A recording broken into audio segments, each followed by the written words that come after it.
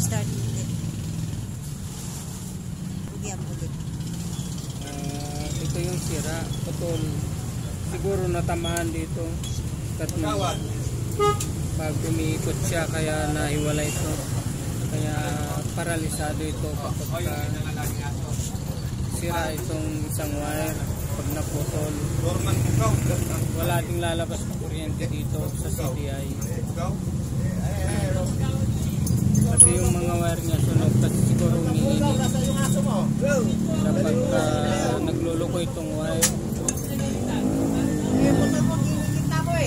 tayo natin yung mayari kung anong desisyon niya bago natin gawin itong motor.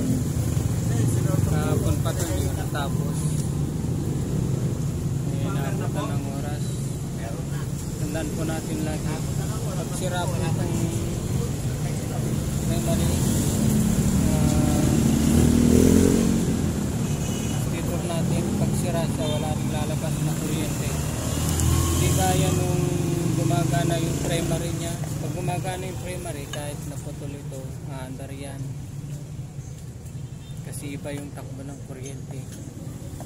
Pero kapag hindi na gumagana yung primary, maapektuhan din yung labas ng kuryente kasi battery supply siya. Kaya natin yung Stop ko muna.